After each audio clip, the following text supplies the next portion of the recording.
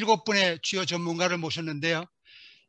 학계에서 그 중립적으로 좀 얘기를 해주실 분을 모셨는데, 서울대 그 최종학 교수님, 유명하신 분이죠. 그리고 두 번째는 회계업계에 삼정회계법인이 요즘 그 ESG 쪽으로 특화를 많이 하고 앞서 나가시는 것 같습니다. 여기 ESG 담당 상무님 황정환 상무님을 모셨고요. 그리고 투자자로서 가장 대표적인 그 국민연금의 수탁자 책임 전문위원장을 맡고 계신 원종현 박사님을 모셨습니다. 그리고 네 번째로는 그 문혜숙 KB금융지주, 여기서 직접적으로 ESG 보고서, 지속가능 보고서도 작성을 단연간 하신 문혜숙 부장님을 모셨고요. 그리고 요즘 법무법인에서 ESG를 또 많이 하는 것 같습니다. 뭐 주로 컴플라이언스 측면에서 접근을 하시겠죠. 그래서 거기에 그 파트너 변호사님 김현정 변호사님을 모셨고요. 그리고 언론의 그 일반 통상인의 관점에서 봐주실 그 분으로서 신문에 우리 유력 그 매일경제신문에서 요즘 ESG를 또 특집 연재하고 계신 것 같습니다. 그래서 ESG 전문 정승환 기자님을 모셨습니다. 그리고 마지막 순서, 여기에 예측 가능하게 요 지금 말씀드린 소개드린 순서대로 그 토론에 임해 주시면 되는데요. 이상 그 각 분야에서 의견을 종합해서 총괄 정책 기관, 금융기관 그 정책 우리 금융위원회의 주무과장님이신 공정시장 과장님, ESG 공시와 관련된 주무과장님이시죠. 그래서 총괄해 주시는 순서를 마지막으로 마지막이 제일 중요하죠. 네, 그러면은 이제 한 분 한 분 순서대로 말씀을 부탁드리고요. 각 패널께서는 10분간 시간을 가지시는 걸 원칙으로 하고요. 그리고 우리가 시간이 지금 한 90분 정도 예정을 하고 있는데, 남는 시간은 또 추가 질문을 하고 또 발제자님께서 또 답변도 해 주시는 그런 시간을 갖도록 하겠습니다. 네, 그럼 먼저 최 교수님 부탁드리겠습니다. 예, 예, 소개 감사합니다. 저는 서울대학교 경영대학의 교수로 있는 최종학이라고 합니다. 좀 화면 좀 바꿔주시죠. 다음 페이지로. 예, 예. 네, 저는 그 원래 감사하고 지배구조 전공인 하고 있는 교수입니다. 그래서 제가 ESG에서 뭐 엄청 많은 지식을 갖고 있지는 않습니다만은 제가 아는 관점 그리고 이렇게 생각해 봤을 때 이런 것들이 필요하다라는 이런 것들을 좀 생각했던 점들을 이렇게 요약해서 정리를 했습니다. 결과를 간단하게 말씀드리면 참 앞으로 가야 될 길이 멀다라는 그런 어렵다, 가야 될 길이 멀다 이렇다는 말씀이고요. 그래서 이거를 10분 동안에 제가 생각했던 점을 말씀드리도록 하겠습니다. 네, 제가 감사를 전공하다 보니까 이거를 지금 ESG하고 관련돼서 옛날에 전 세계적으로 어떤 일이 있었는지를 한번 이렇게 돌아가 봤습니다. 자, 그러니까 지금 재무제표에 대한 회계감사를 하고 있는데요. 아주 자연스럽습니다. 전 세계 거의 모든 나라가 상장기업들은 감사를 받고 있죠.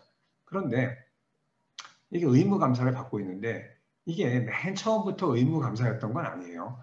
자, 회계감사가 의무화되기 이전 시기가 있었습니다. 그때부터 기업들은 자발적으로 감사를 받아가지고 재무제표를 공표하기 시작했어요. 왜냐? 투자자의 신뢰를 받아야지만 외부 투자자들로부터 더 많은 자금을 조달할 수 있고 싼 자본 비용으로 자금을 조달할 수 있으니까 이렇게 시작을 했던 겁니다. 그러나 그 당시 시기에는 자, 모든 기업들이 똑같이 지켜야 할 회계 기준도 없었고요. 그다음에 감사인들, 회계법인들이 어떻게 감사를 해야 되는지 그것이 규정된 감사 기준도 존재하지 않았습니다. 그러다 보니까 기업들이 공통적으로 지켜야 될 회계 원칙도 없으니까 기업들이 자기 마음대로 회계 처리를 했고요. 감사인들도 형식적으로 감사를 수행했었죠. 뭐 어떻게 보면 짜고 치는 고스톱이다라고 이렇게 얘기하지만 심하게 얘기하면 그럴 정도로 사실 엉터리로 수행됐습니다. 자, 그러다가 현재의 회계 기준이나 감사 기준이 마련된 계기는 대공황입니다. 대공황일 때 엄청난 이익을 기록하고 있었던 것처럼 보였던 회사들이 어느 날 갑자기 망해버렸어요. 어느 날 갑자기 망해버리니까 나중에 대공황을 극복하는 과정에서 그 당시에 문제가 뭐였을까 보니까 회계가 엉터리로 수행됐다. 그래서 이렇게 앞으로 엉터리로 하면 안 된다라는 의미에서 자, 국가가 나서서 회계 기준을 마련하고요. 자, 회계 산업, 회계법인에 대한 규제를 해가지고 감사 기준도 마련했습니다. 자, 이런 과거에 이런 움직임을 보면은요, 이게 100년도 안 된 겁니다. 우리가 여러분들 보시면 미국의 증권거래법 이런 것들이 뭐 40년대 보통 이렇게 나온 거거든요. 자, 그래서 이런 것들이 나왔던 시대와 지금 ESG 공시와 ESG 공시에 대한 뭐 평가, 인증 이거가 되게 저는 비슷한 것 같아요. 여기 다음 페이지로 조금 밑으로 내려주시죠. 화면. 자, ESG 공시 아닙니다. 그 6페이지. 여기 ESG한 정보의 공시도 사실 자발적으로 시작된 거였어요. 그런데 구체적으로 뭐 어떻게 해라 이런 것들 없었습니다. 물론 여러 기관에서 여러 사적인 기관에서 이러이런 것들을 공시해라라는 그런 주장은 있었죠. 주장은 있었지만 자, 국가적으로 나서서 이렇게 해라 이런 건 없었습니다. 그러니까 ESG 정보에 대한 공시나 인증 평가도 전부 다 자발적으로 시작된 거였어요. 그런 자발적인 상황에서 최근에 선진국들을 중심으로 ESG 정보의 공시를 의무화하려는 움직임이 막 시작됐습니다. 자, 공시가 의무화되면은 공시에만 하는 게 아니라요. 마찬가지로 회계감사처럼 이 공시된 정보가 과연 맞는 것인지 기업들이 자기들만 아는 얘기를 뻥치기 해가지고 뭐 이렇게 아까 김진성 부장님께서 팀장님께서 말씀하셨지만 뭐 그린워싱이다 이렇게 얘기하는 것처럼 이렇게 할 것인지 사실 그게 의심이 크거든요. 그러니까 이것도 제대로 하는지 조사를 해봐야 되겠죠. 그래서 이게 회계감사는 아니기 때문에 저는 인증이라고 표현을 했습니다. 이런 것들에 대한 의무화도 언젠가는 될 것이다 라고 생각합니다. 자, 그렇다면은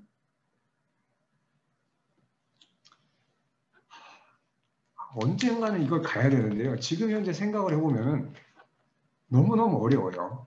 지금 주로 하고 있는 얘기들은요. 어떤 정보를 공개하라라는 그런 얘기를 하고 있습니다. 그런데 이 정보를 어떤 방식으로 공개할지 표준화가 안 돼요. 그 다음에 이 공개된 정보의 정확성을 어떻게 검증할 것인지에 대해서도 거의 논의가 없습니다. 사실. 수많은 단체들이 각자 자기의 주장만 하죠. 이게 맞다. 그 다음에 이거는 이제 그 정보를 공급하는 쪽의 얘기고요. 정보를 사용하는 쪽 입장에서 예를 들면 회계 정보의 사용자가 있는 것처럼 거의 동일한 집단이 ESG 정보를 사용할 겁니다. 그런데 이 공개된 정보를 투자자들이 어떻게 비교하고 이용할 수 있을지에 대한 논의나 연구도 거의 없어요. 자, 기업의 재무제표가 뭐 50페이지에서 100페이지입니다. 이 수많은 정보를 일부 전문가들은 주석사항 꼼꼼하게 다 읽지만 대부분의 정보 이용자들은 가장 그 정보가 요약된 재무제표를 봅니다. 그런데 ESG 정보에서는 그러면 예를 들어서 그 50페이지짜리 보고서를 도대체 뭘 보고 어떻게 그 안에서 중요한 정보를 추출할 것인지 그리고 그거를 다른 기업과 어떻게 비교할 수 있을지 이런 거에 대한 논의는 없습니다. 그러니까 지금 현재까지 논의는 아주 이상적으로 이런 정보를 공시해야 된다라는 얘기만 거의 되고 있어요.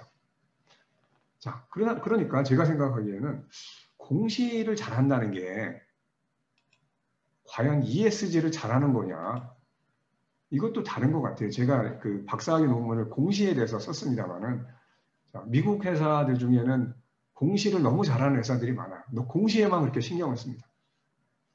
그 다음에 그러니까 사실 공시를 잘하는 것보다 ESG를 잘하도록 해야 되는데 지금 현재는 공시에 대해서 너무 그 논의에 초점이 맞춰진 것 같고요. 그 다음에 ESG를 과연 잘한다 그래서 그 회사의 미래 성과가 좋은 거냐, 이것도 얘기가 다릅니다. 이게 제가 투자자 입장에서 말씀드리다 보니까 미래 성과에 대해서 얘기하는데요. 물론 연구 결과가 여러 개 있어요. 그래서 ESG 잘하는 회사가 수익률도 좋습니다. 그거는 근데요, 그거는 단지 통계적 유의성을 얘기한 거고요. 제가 그런 논문들 여러 편 읽어봤는데 이게 과연 원인과 결과 관계가 거기서 성립할 수 있을지는 되게 명확하지 않습니다. 그러니까 학술적인 용어로는 내생성의 문제가 심각해가지고 정말로 ESG를 잘하는 회사가 그것 때문에 미래 성과가 좋은 건지, 또는 곳간에서 인심 난다는 말이 있듯이 여유 있는 회사가 ESG, 여유 있는 회사, 큰 회사, 그 다음에 어떻게 표적이 되는 회사, 이런 회사들이 ESG에 더 신경을 쓰는 건지 이게 사실 명확하지 않습니다. 그 다음에 인증이 시작되더라도 과연 어떤 기관, 예를 들면 회계법인, 이 회계감사하니까 제가 회계법인 또 ESG 인증도 많이 하고 있으니까 회계법인 말씀드리겠습니다. 이런 기관이 수많은 ESG 항목들에 대해서 전문성을 가지고 과연 이를 제대로 인증할 수 있을지 사실 저는 잘 모르겠습니다. 예를 들어서 우리 김 팀장님께서 상당히 정말 요약해서 방대한 정보를 요약해서 발표를 잘 해주셨는데요. 저도 거기랑 관련되는 얘기를 하나 할 수 있는데 그 폭스바겐이 ESG 정보 공시를 상당히 잘하고 있었습니다. 그래서 그전에는 그걸 잘한다는 사례로까지 사용되는 회사입니다. 그런데 그 배기가스 문제를 숨기고 있었잖아요. 그러니까 자기네가 알리고 싶은 것만 잘 알렸는데 과연 그럼 이걸 정보로 인증하는 인증기관이 이렇게 숨기고 있는 거를 다 찾아가지고 그거를 외부에 드러낼 수 있을 그런 능력이 있는지 이것도 사실 잘 모르겠습니다. 회계법인이 회계감사에 대한 전문성은 갖고 있지만 ESG라는 게 워낙 다양한 영역을 포괄하다 보니까 과연 얼마나 이게 어떤 한 기관이 그거를 평가나 인증을 잘할 수 있을지 정말 잘 모르겠습니다.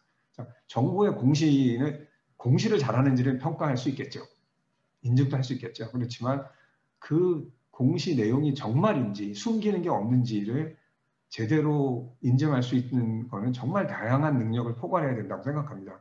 그렇기 때문에 이런 기관들이 훨씬 더 노력을 많이 해야지, 그런 능력을 함양해야지 될 것 같습니다.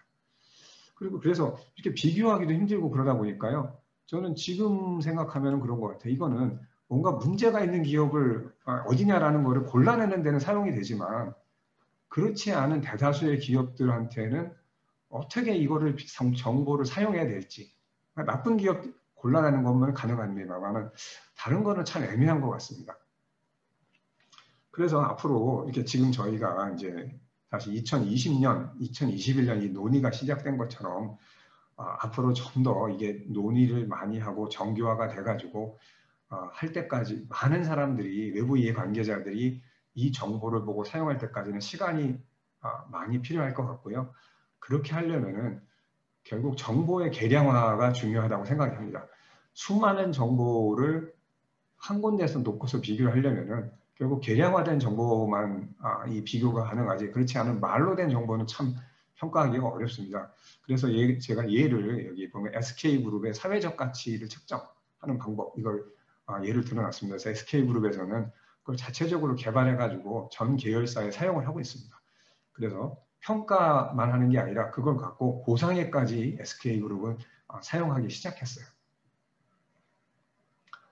자, 그 다음에 공시뿐만이 아니라 이게 인증이 의무화되더라도 초기 단계에는 수많은 혼란이 있을 것 같이 명백하다고 봅니다. 그래서 이제 이게 인증이 의무화된다면 또 여기에는 그 규제기관이 개입이 되거든요. 그래서 인증을 제대로 했느냐, 공시를 제대로 했느냐, 이런 거에 대한 또 감시 감독이 들어옵니다.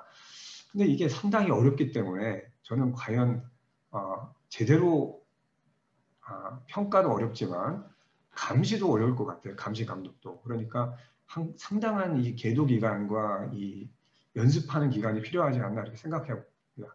그래서 그 예를 든 게 제가 마지막에 이제 이제 회계감사랑 관련된 IFRS의 도입을 약간 사례를 들겠습니다. IFRS라는 회계 원칙이 우리나라에 도입이 됐죠. 전 세계에서 IFRS를 쓰지 않는 나라, 미국과 일본을 제외하고는 우리나라에서 전 세계에서 거의 꼴찌로 도입이 됐습니다. 근데 이게 도입을 해보니까 물론 전 세계적인 비교 가능성은 상당히 높아졌어요. 그런데 이게 여러 가지 그 옛날에 우리나라가 사용하던 회계 기준에 비해서 여러 가지 다양한 회계 처리 방법을 사용을 허용하다 보니까 이 기업 입장에서 상당히 자의적으로 회계 처리할 수 있는 가능성도 높아졌고요. 또 이게 처음에는 이런 예상을 못했는데 나중에 가보니까 또 최근 들어서는 보니까 규제기관에서 되게 자의적으로 해석해요. 그래서 어떤 기업을 손봐주려고 하다 보니까 기업이 A라는 기업이 1번 방법으로 회계 처리하면 그거 아니야. 2번 방법이 맞아 그러고 B라는 기업이 2번 방법으로 회계 처리했더니 그거 아니야. 1번이 맞아 그러고 양쪽을 다 혼내는 양쪽을 다 처벌하는 이런 일이 계속 발생하고 있습니다. 최근 들어서. 그러니까 야 이렇게 애매한 거를 의무화가 되면 얼마나 혼란스러울까. 특히 우리나라 같이 이렇게 감독기관의 힘이 막중한 데에서 이런 일이 발생하면 얼마나 혼란스러울까. 참 저는 그래서 걱정이 됩니다. 여러 가지로. 자, 제가 그래서 그 팀장님께서, 김 팀장님께서 여러 가지 좋은 말씀 해주셨는데 거기에 덧붙여서 몇 가지만 이렇게 그 정보 이용자의 관점에서 이런 혼란스러운 상황이 우려된다. 그래서 이런 것들 더 열심히 우리가 준비해내고 상당한 시간이 필요하다라는 이런 말씀을 그냥 드렸습니다. 예, 이상으로 마치겠습니다. 여기 너무 그 좀 발표하신 내용하고 약간 다른 관점에서 얘기를 드려서 죄송합니다. 아니, 좋습니다. 아니, 역사적인 그 회계 감사와 이 회계 기준의 태동의 역사를 하나의 비교 사례로 드시면서 지금 ESG 기준 제대로 정말 실행이 되어져야 되지 않겠냐 하는 그런 그 역사적인 조망을 해 주셨습니다. 고맙습니다. 이제 일단은 질문도 있습니다만은 그 두 번째 회계법인의 입장에서 황정환 상무님 부탁드릴까요? 네, 예, 안녕하십니까. 저는 삼정 회계법인의 황정환 상무입니다. 앞서서 최종학 교수님 굉장히 좋은 내용 짚어주셔서 감사드리고요. 그리고 또 우선 최근에 중요시되고 있는 ESG 정보 공시에 대해서 감사인을 포함해서 다양한 업계에서 말씀을 나눌 수 있도록 자리를 마련해 주신 김광영 회장님께 감사를 드립니다. 기업 보고의 수년간 현장에서 실무를 수행하는 외부 감사인 입장에서 보면 이번에 개정된 ESG 모범 기준에서는 환경 사회 측면에서 기업의 ESG 경영 체계 구축 및 운영 방향성에 대해서 중요한 시사점을 제시해 준 것 같습니다. 최근에는 국내의 지속 가능 보고를 보면 이 환경과 기업 간의 관계에 있어서 과거에는 사업이 기후변화에 어떤 영향을 미치는가 하는 관점에서 이제는 외부의 기후변화가 사업에 어떤 영향을 미치는가 하는 아웃사이드 인과 인사이드 아웃의 모든 관점에서 고려를 하고 있고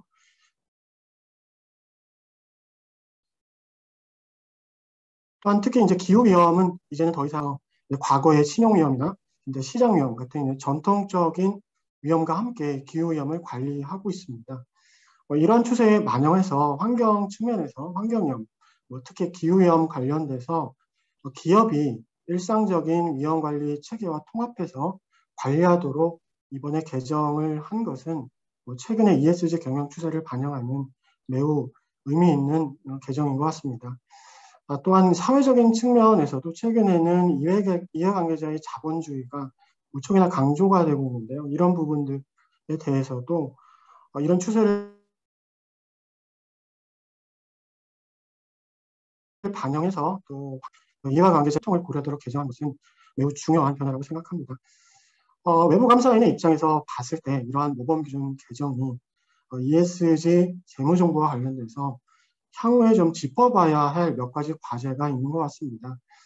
우선 첫 번째로는 단일 보고기준 표준화와 국제적인 수용을 위한 정부 차원에서 대응이 좀 필요할 것 같습니다.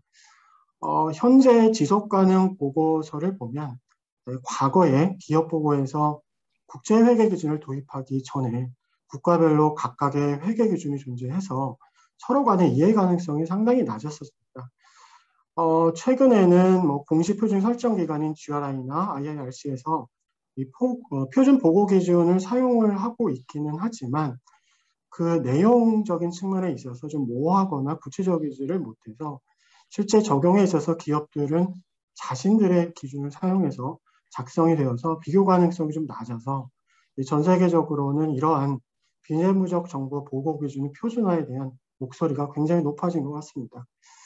이런 표준화에 관련되어 있는 부분은 앞서 말씀하셨던 바와 같이 단기간에 이루어질 수는 없습니다. 그래서 EU에서도 NFRD를 우선적으로 실행을 하는 부분도 이런 표준화의 장기간을 소요해서 말씀을 진행을 하고 있는 거고요.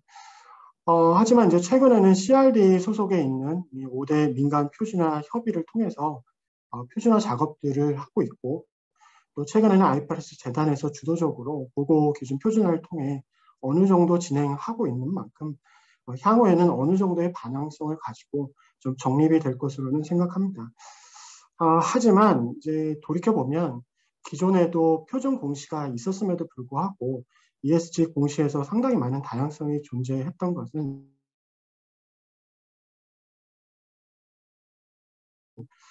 현재 이 표준이 일종의 표준이라기보다는 프레임에 가까운, 즉 무엇을 공시할까 보다는 어떻게 공시할 것인가에 초점이 맞춰 있어서 다양성이 존재했던 것 같고요. 또 무엇보다도 이러한 기준들 중에서 유니버셜리 업셋 될 수 있는 그런 컨센서스가 좀 필요한데, 이러한 컨센서스 없이 각자의 방향에서 작용한 것으로 보입니다. 그래서 표준화 작업도 매우 중요하고, 이러한 재정에 대해서 각 국가별로 공통적으로 단일화하자라는 정부의 협의와 대응 또한 또 중요한 과제일 것 같습니다. 네, 두 번째는 그 ESG 정보 공시하는 측면에서는 좀 방대한 정보보다는 기업 가치에 영향을 미치는 중요한 정보를 중심으로 공시하는 것이 필요할 것 같습니다. 현재 그 많은 기업들이 지속가능 보고서에서 그 사회적 성과에 대해서 좀 다소 홍보하거나 그 ESG 평가에 대한 정보를 제공하는 중심으로 작성되는 측면이 좀 많아서 이 기업 가치에 영향을 주는 중요한 지속 가능한 활동이나 이 성과에 대한 정보 공개 측면보다는 좀 다소 단기적으로 좀 성적표를 잘 받고자 하는 그런 측면에 좀 초점을 두고 있는 것 같습니다. 좀 보면 재무제표는 좀 기업의 성과에 있어서 공개하는 그 매우 중요한 보고서이고 또 채널인 것처럼 기업들도 지속가능 보고서가 기업 가치에 영향을 미치는 중요한 비재무적 정보를 전달하는 매우 중요하고 어쩌면 또 유일한 채널임을 충분히 인식을 하고요. 지속가능한 활동과 성과에 대한 공시하는 것이 또 중요할 것 같습니다. 최근에는 사스부 기준이 호평받고 빠르게 확산되고 있습니다. 이러한 부분들은 환경사회 지배구조에 영향을 주는 요소에 대한 어떤 평준화된 공시보다도 투자자에게 그 재무적으로 영향을 미칠 수 있는 중요한 비재무적 정보에 중점을 두고 있어서 결과적으로는 좀 기업 간의 비교 가능성이나 투자자들에게 유용한 정보를 제공하는 측면이 있기 때문으로 보입니다. 최근에 조사에 의하면 사스부 그 지속가능 정보 중에서 가장 유용한 정보가 무엇이냐라는 조사에서 사스부가 약 81%, 그 TCFD가 약 87%라는 결과가 있습니다. 또한 그 IFRS 재단에서 지금 추구하고 있는 표준 기준 제정 방향에서도 보면 향후에는 그 비재무적 공시가 기업 가치, 그러니까 엔터프라이즈 밸류에 영향을 미치는 정보를 중심으로 공시가 될 것으로 좀 예상이 되고요. 앞으로도 우리도 이러한 추세에 맞춰서 비재무적 정보를 중심을 두고 공시를 준비해야 될 거로 생각이 됩니다. 세 번째는 엄격한 지속가능 보고 프로세스 체계 구축을 통한 비재무적 정보의 생성 과정에 대한 관심이 좀 필요할 것 같습니다. 지금 기업 보고에 있어서 재무보고 내부 통제라는 엄격한 기준을 통해서 현재 재무보고가 이루어지고 있고요. 이에 대해 정기적으로 외부 감사가 이루어지고 있습니다. 그러나 최근에 보면 G20나 TCFD 보고에서도 강조되고 있는 것처럼 향후 지속가능 보고서에서는 재본 보고와 같은 엄격성이 필요로 할 것이고요. 또 기업은 현재 보고 기준의 표준화에 앞서서 이런 기업은 지속가능 보고서의 자료를 생성하고 이 보고하는 이 프로세스의 내재화가 선행되는 것이 중요할 것 같습니다. 그래서 기업은 그 비재무적 정보 산출에 있어서 엄격한 재무보고 프로세스 또는 이와 유사한 프로세스를 통해 산출이 되고 또 경우에 따라서는 재무 담당 임원이나 감사위원회의 검토가 필요할 것으로 생각이 됩니다. 네 번째는 ESG 정보에 대한 제3자의 검토 측면입니다. 사실 ESG 정보가 있어서 이 정보의 신뢰성과 정확성 이런 부분들은 ESG 정보 이용자에게 아주 유용한 정보를 제공하기 위한 중요한 요소라고 판단이 되고요. 또 이러한 정보들은 제3자의 검토나 인증을 통해 담보되는 것이 중요할 것 같습니다. 또한 그 보고 주기도 기업 보고와 유사하게 연 단위로 하는 것보다는 이 재무적으로 중요한 요약 정보들은 분기 내지 반기별로 제공하는 것이 투자자나 평가기관 등의 효과적인 정보를 좀 제공하지 않을까 이렇게 생각을 해봅니다. 기업 보고에 있어서 이 신뢰성과 정확성은 이 재무제표 감사를 수행할 때 외부 감사인 입장에서 볼 때는 매우 중요한 요소이고요. 이러한 정보는 이 비재무적 정보에 있어서 검토나 감사 의견 혹은 검토 의견, 인증 의견을 형성하기에 충분하도록 검증 가능한 수준의 정보량이 생성될 수 있도록 내부 정비가 좀 필요할 것으로 좀 생각하고 있습니다. 그리고 마지막으로 이 비재무적 공시 제도하고 보고 주기 그리고 정보 위치에 대한 고려도 한번 생각해 볼 필요가 있을 것 같습니다. 향후에 시행될 공시 제도는 기업 보고하고 유사한 형식이 되어야 할 것으로 생각이 되고요. 정부기관에서도 제도적인 고려가 필요할 것 같습니다. 또 해외와 같이 공시가 발달한 국가에서도 의무화된 공시 제도가 또 중요하고요. 공시 보고의 위치도 이 별도의 지속가능 보고서 이외에 또 궁극적으로는 기업 가치에 중요한 정보를 주는 메인스트림 리포트에 담고 정기적인 공시하는 것이 중요할 것으로 생각됩니다.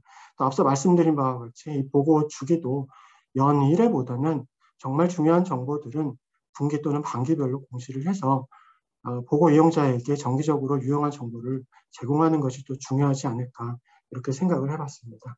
이상 발표를 마치도록 하겠습니다. 네, 황 상무님 감사합니다.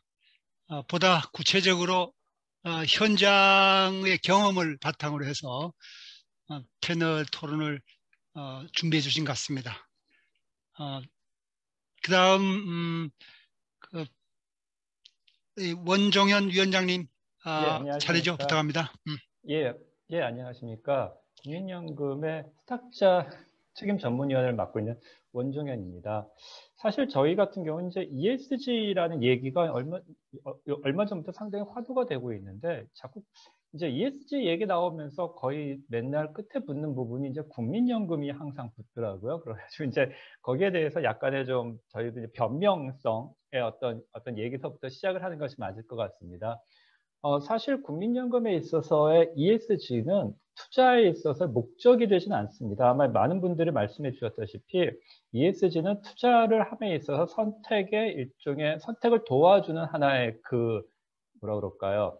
그러니까 재무정보와 마찬가지의 비재무정보성으로서의 지금 요소이고, 또한 국민연금에 같은 경우에는 일반 투자자와는 다르게 스탁자 책임이라는 입장에서 봤을 때 국민연금이 가지게 되는 스탁자라는 스탁자의 범위는 사실 전 국민입니다. 그렇기 때문에 저희가 갖게 되는 스탁자 책임을 수행하기 위한 가장 좋은 수단, 아니면 이렇게 스탁자 책임을 하는 데 있어서 나름 그래도 객관화될 수 있는 지표가 무엇이냐라는 부분을 찾다 보면 거기에서의 어떻게 보면 ESG와 우연하게 이게 맞을 뿐이지 저희가 ESG를 어떻게 보면은 하나의 어떤 절대 지표로 삼는다던가 좀 그런 부분이 지금 아니라는 것을 먼저 말씀을 드리고요. 그 다음에 두 번째 부분은 저겁니다.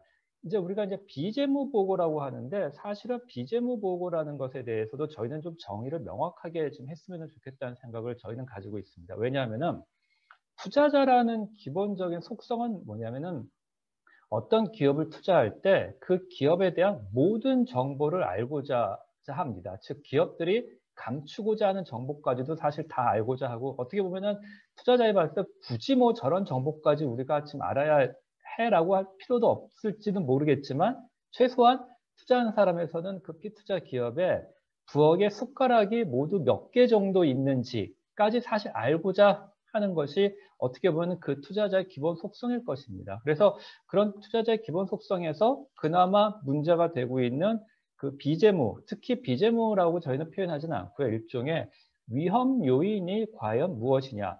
비록 현재로서는 그 재무정보상으로서 재무제표상으로 매우 안정된 기업이고 괜찮은 기업처럼 보입니다만은, 문제는 이제 기후 위기가 가장 대표적인 케이스겠죠. 자, 이제 기후가 앞으로 상당히 이렇게 1.5도에 있어서의 시뮬레이션이 된다던가, 아니면은 그 탄소세가 급격하게 증가한다던가 함으로써 이 기업들이 잠재적으로 가지고 있는 위험 요인들이 과연 우리는 어떻게 될 것인가를 좀 더 면밀하게 지금 알고자 하는 것이 아마 기본적인 저희가 ESG를 추구하는 목표일 것입니다. 제일 대표적인 케이스로 아마 이전까지만 해도 기업에 있어서의 지금 외부적인 상태에서의 위험 요인이었다면 보통 이제 유가라던가 재정 문제라던가 사실 눈에 보이는 어떤 위험 요인이었다면, 이제 저희가 느끼는 위험 요인은 환경 문제에 있어서 특히 탄소세에 관련하는 그 탄소 배출권에 대한 부담 문제, 아니면은 사회적으로는 요즘에 이제 상당히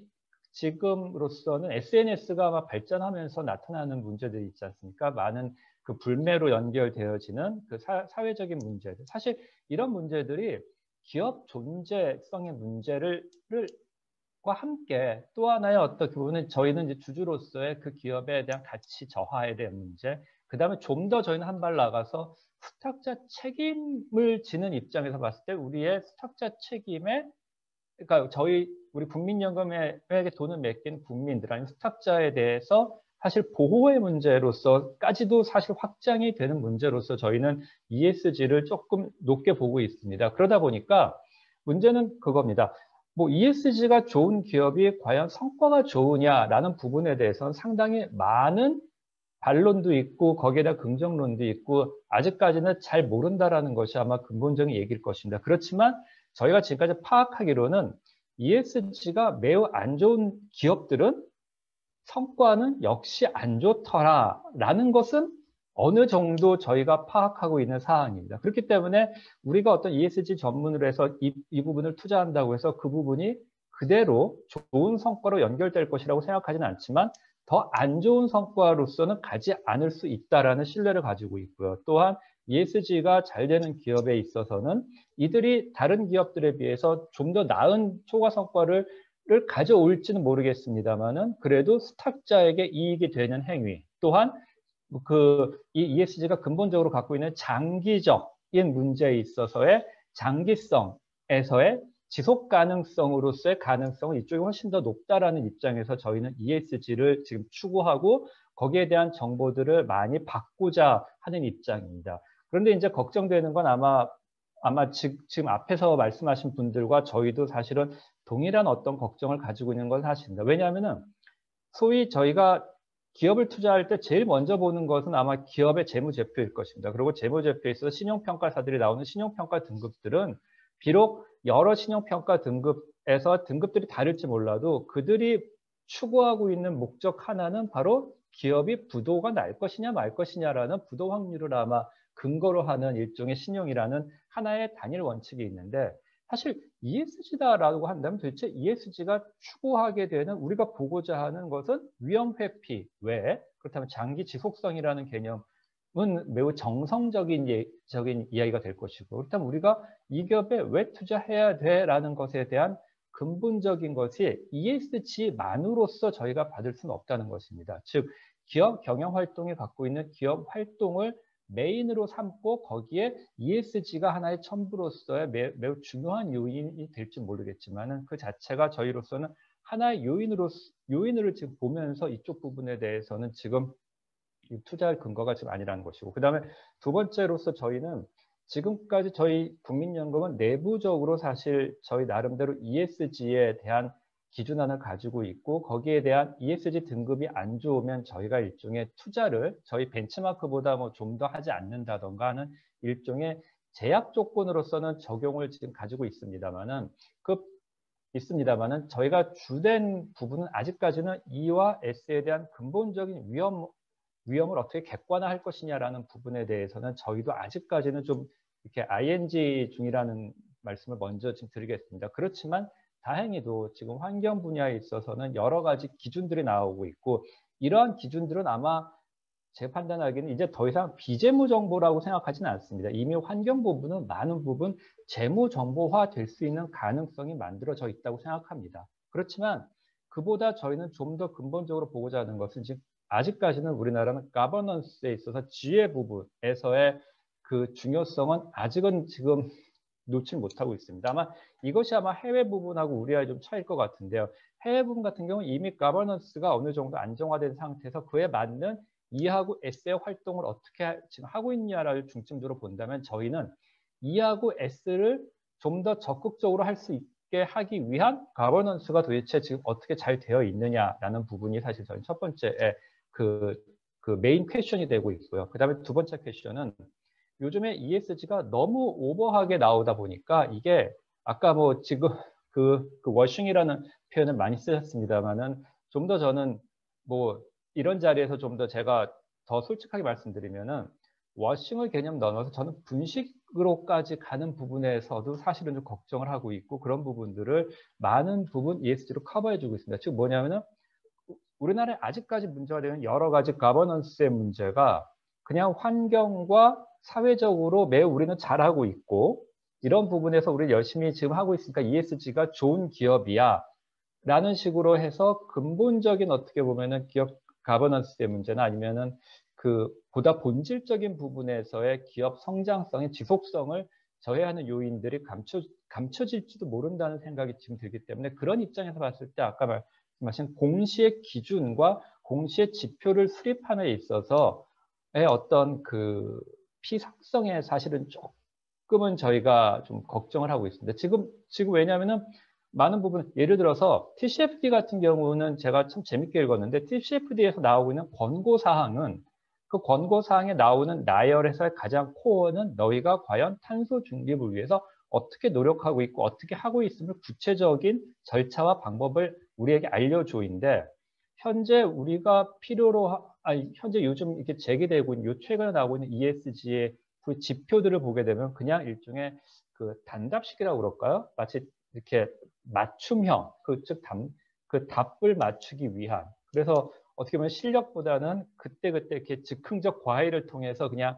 답을 잘 봐줄 수 있는 요인들이 사실은 좀 이렇게 내재되어 있다는 느낌이 들다 보니까 본질적인 부분으로 갈 수 있는 진짜 질문이 무엇인가에 대해서 좀 더 고민을 하게 되고 이것이 이제 소위 표준화라는 문제로 되게 되면 이 문제는 좀 더 심해질 거라 생각합니다. 그렇기 때문에 ESG에 있어서 공시의 의무화나 공시의 표준화는 맞다고 생각합니다만 지표에 있어서 아니면은 투자자와 기업 간의 1:1 관계라는 입장에서 봤을 때 이 지표를 판단하고 파악하는 건 산업별로 다르고 모든 게 되게 광범위하게 되어 있는 입장에서의 문제는 이제 투자자에게 선택의 여지 아니면은 이렇게 할 수 있는 기업들에게선 자신의 특징에 맞는 ESG의 어떤 특징들을 보여줄 수 있는 다양성이 사실은 존재하는 것이 뭐 좀 필요하지 않을까. 너무 이렇게 하나로의 어떤 통일성, 뭐 지표 통일성 자꾸 이런 쪽으로 얘기를 하기보다는 우리는 하다못해 어떤 기업이 나는 ESG라는 이런 지표들을 지금 안 하고 있어. 그렇지만 왜 안 하고 있어라는 부분에 대한 설명만 제대로 될 수만 있다면 사실 그거는 투자자로서 신뢰할 만한 기업으로서도 아마 가능할 것입니다. 그래서 그러한 여지도 줄 수 있을 정도로 되고 단지 이렇게 하고 있다 하지 않는다라는 부분을 ESG의 공시를 어떻게 강조할 것이냐, 공시 부분에서의 기준을 어떻게 만들 것이냐 쪽에선 접근함으로써 이 둘에 대한 분리성과 투자자의 자율성, 그 다음에 기업의 자율성인 부분을 좀 더 명확하게 지금 해줄 수 있지 않을까라는 부분에 대한 것을 저는 좀 더 이렇게 권고하고 싶습니다. 단지 이제 아까 방금도 누가 질문 나온 것 같은데 환경 부분이나 이제 많은 부분에서 재무화될 수 있는 부분과 측정화될 수 있는 부분은 또 다른 얘기가 될 것입니다. 그렇지만 그런 사항들을 체크하고 그것이 투자자로 있어서의 선택의 여지를 줄 수 있는 부분들은 많이 생겼으면 좋겠습니다. 예, 그렇다고 해서 물론 방금 질문 나왔는데 이 부분이 저희 국민연금공단의 입장이라기보다 이제 수탁자 책임 쪽에서 생각하고 있는 제 개인의 입장이라는 것을 분명하게 밝혀드립니다. 이상입니다. 네, 감사합니다. 지금 우리 위원장님은 국민연금이 갖는 시각, ESG에 대해서 좀 더 현실성 있게 의미를 가져야 될 것 같다. 단순하게 그냥 단기에 뭐 어떻게 하고 있다 하는 걸로 끝나서는 안 된다. 리스크 차원으로 우리는 보고 있다. 이렇게 이제 하셨어요. 재무 보고에 대한 추가적인 보완 역할로 보시는 거죠. 예, 그다음 순서로 문혜숙 우리 KB금융지주 부장님 부탁드릴까요? 시간은 10분 이내입니다. 부탁합니다. 네, 알겠습니다. 시간 지키도록 하겠습니다. 안녕하십니까. KB금융지주에서 ESG 업무를 담당하고 있는 문혜숙 부장입니다. 먼저 굉장히 의미 있는 자리에 기업을 대표해서 참석할 수 있게 해주셔서 감사드리고 앞서 해주신 이제 토론자분들과는 좀 다르게 저는 기업 입장에서 지금까지 지속가능 경영 보고서를 발간하면서 느꼈던 점을 중심으로 해서 말씀드리겠습니다. KB금융지주는 투자를 받는 기업으로서 지속가능 금융 보고서에 비재무 정보를 제공해서 여러 이해관계자들에게 저희의 ESG 활동을 알리고 있고, 한편으로는 금융회사로서 투자를 하기 위해서 기업을 평가하면서 재무정보 외에 공개되어 있는 기업의 비재무 정보를 또 활용하는 측면도 있습니다. 그러다 보니까 저희가 공시하는, 특히 이제 비재무 정보 공시에 대한 고민을 저희도 활용을 해야 되고, 또 저희한테 요구하는 이해관계자들의 요구사항도 맞춰야 하는 이런 고민들을 굉장히 많이 하게 되는데요. 기업의 비재무 정보는 대부분 경우에는 지속가능 경영 보고서라는 별도의 보고서를 통해서 이해관계자분들께 제공되는 게 일반적이라고 보여집니다. KB금융지주는 그룹 차원의 지속가능 경영 보고서를 지금까지 10년째 발간을 하고 있고요. 환경사회 지배구조 부분에서 KB가 그 해에 어떤 노력을 했고 어떤 성과를 이뤘는지를 이해관계자에게 알리고 있습니다. 저희가 발간 초기에 보시면 보통 지속가능 경영 보고서의 내용이 아마 저희뿐 아니라 거의 모든 기업들이 주로 사회공헌 활동을 중심으로 기술되어 있었던 반면에, 최근에는 기후변화나 인권, 다양성 같은 ESG 각 부문별의 중점 추진 활동을 중심으로 공시를 하고 있습니다. 이러한 것들은 이제 글로벌 이니셔티브에서 요구하는 항목을 최대한 저희가 상세하게 기술하고 있는 거고, 또 국내의 투자자들을 비롯한 이해관계자들이 KB가 어떤 ESG 경영 활동을 하고 있고 그 성과를 이루었는지를 좀 보기 쉽게, 그리고 또 이해할 수 있도록 그렇게 기술하고 있다라고 보시면 될 것 같습니다. 일반적으로 지속가능 경영 보고서를 발간하는 대부분의 기업들은 글로벌 리포팅 이니셔티브라는 GRI 스탠다드에 부합되도록 작성을 하고 있습니다. 그리고 GRI 스탠다드에서 얘기하는 어떤 독립적인 외부 기관의 검증을 받아야 된다라는 그 항목에 의해서 저희가 보고 내용의 신뢰성과 품질 향상을 위해서 외부 검증도 받고 있습니다. 지속가능 경영 보고서의 수록 내용에 영향을 미치는 가장 큰 요소들이 저런 이제 GRI 스탠다드라든지 뭐 그런 이제 글로벌 표준 기관에서 얘기하고 있는 인덱스들이고, 또 대외 평가 기관의 평가 항목도 저희가 지속가능 경영 보고서에 내용에 영향을 미치게 되는데요. 그 이유는 이제 글로벌 그런 가이드라인뿐 아니라 보통 이제 비재무 정보를 중심으로 하는 ESG 평가에서 저희가 공시되고 있는 내용이 지속가능 경영 보고서에 중점적으로 담기다 보니까 저희는 이제 평가 기관이 어떤 평가의 내용을 가지고 있느냐에 따라서 그 내용을 저희가 공시할 수 있는 것들을 지속가능 보고서에 담는다라고 보시면 될 것 같습니다. 지금은 GRI 외에 TCFD나 SASB나 PRB 같은 글로벌 가이드라인을 참고해서 전체적으로 저희가 목차를 정하고 있고요. 또 그 ESG 대외평가 DJSI라든지 지금 오늘 발표해 주신 한국기업지배구조원의 ESG 평가라든지 이런 데에 대응하기 위한 내용들도 포함되고 있습니다. 그래서 최근의 보고서를 보시면 기후변화 대응, 인권 다양성 같은 관련 항목들이 굉장히 세분화되어서 깊이 있게 공시되는 추세를 보이고 있는데요. 이러한 것들은 다 글로벌 가이드라인이나 평가기관들이 요구사항들에 적극적으로 기업이 대응하는 거라고 보시면 될 것 같습니다.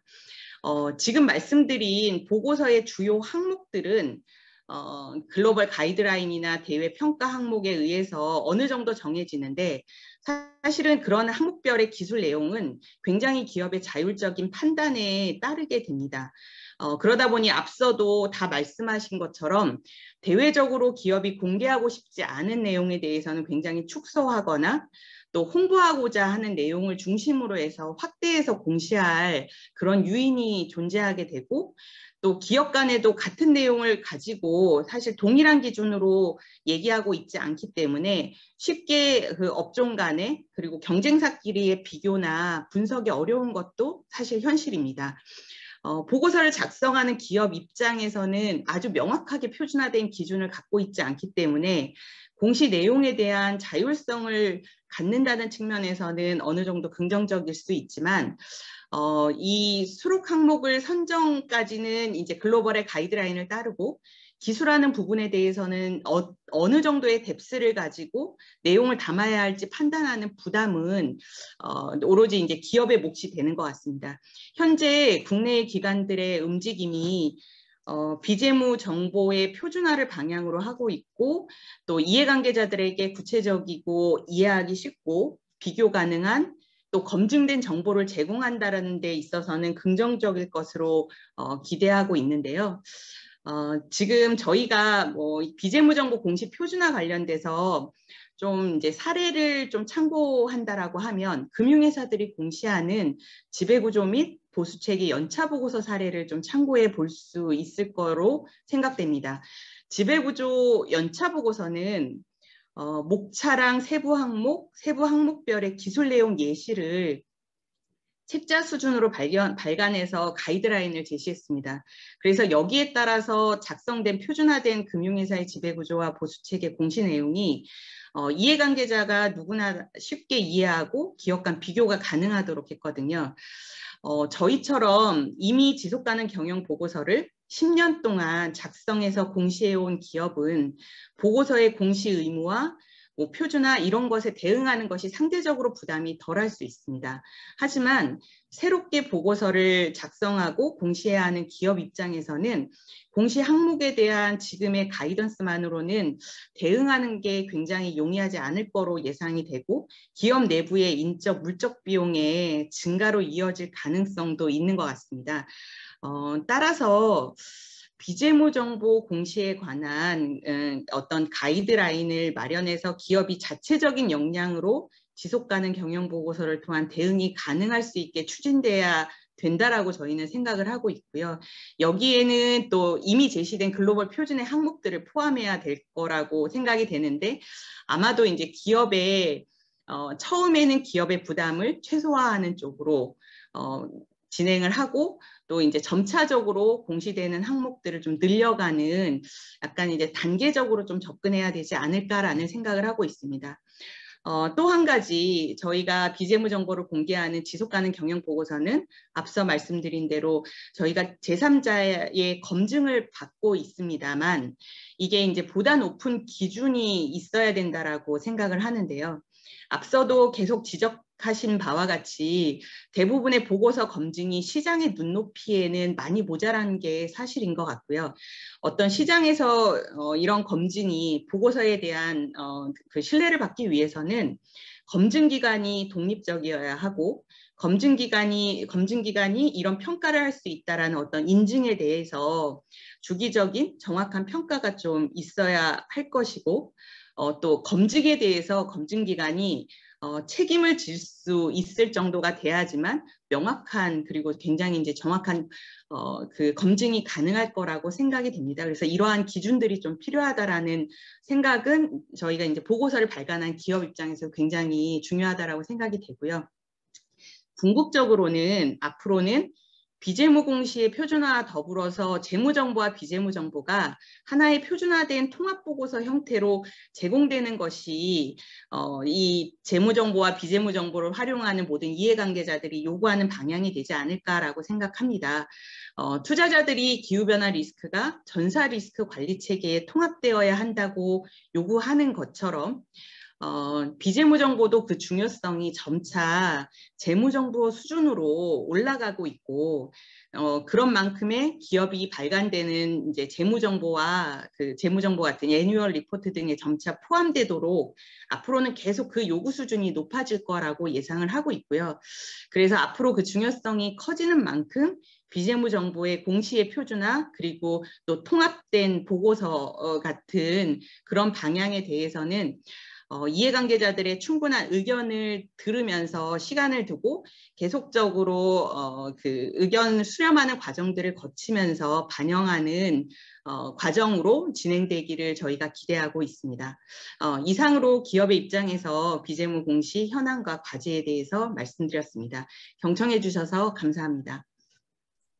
예, 문부장님 감사합니다. 문부장님은 금융회사에 계시면서 금융회사가 투자하는 그런 그 투자자, 융자자 입장도 있지만 그보다는 10년간 직접 그 ESG 정보를 지속가능 보고서나 지배구조 보고서 이렇게 해서 작성을 해오신 그 기업 입장을 더 강조하시면서 그런 관점에서 이제 얘기를 해주신 것 같습니다. 아주 기업적인 입장이죠.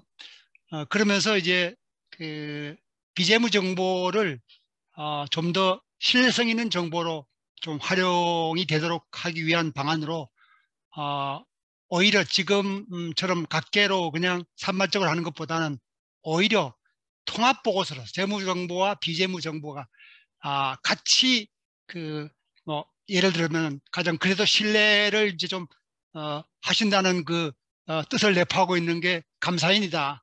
그러면 이 전문가 감사인이 재무정보 감사 보고서의 그 일종의 인증, 어슈어런스를 이제 하는 셈인데 비재무 정보도 오히려 거기에 포함시켜서 통합 보고서 형태로 그렇게 인증을 신뢰할 수 있는 그런 인증을 받도록 해야만 보다 그 의미 있는 ESG의 정보가 되지 않겠냐. 이런 그 줄기로 말씀을 해주셨습니다. 아주 고맙습니다. 그 다음에 이제 법무법인의 그 변호사님이시죠? 김현정 변호사님 부탁드리겠습니다. 시간은 10분 이내입니다. 네. 안녕하세요. 저는 법무법인 율촌에서 기업 지배구조 및 M&A 등 기업 자문 업무를 전문으로 하고 있는 김현정 변호사라고 합니다. 저는 율촌의 ESG 연구소 소속으로도 기업 지배구조 측면에서 자문을 주로 담당하고 있고요. 금융, IT, 커머스 회사 등을 위한 개인정보 관련 그 업무 경험이 상대적으로 많은 편인데 이런 쪽 업무 경험을 바탕으로 사회 분야의 그 정보 보호 파트에 있어서도 관련 자문을 수행하고 있습니다. 많이 부족한데 준비해 주신 발표 들으면서 많이 배웠고 정말 발표 잘 들었고요.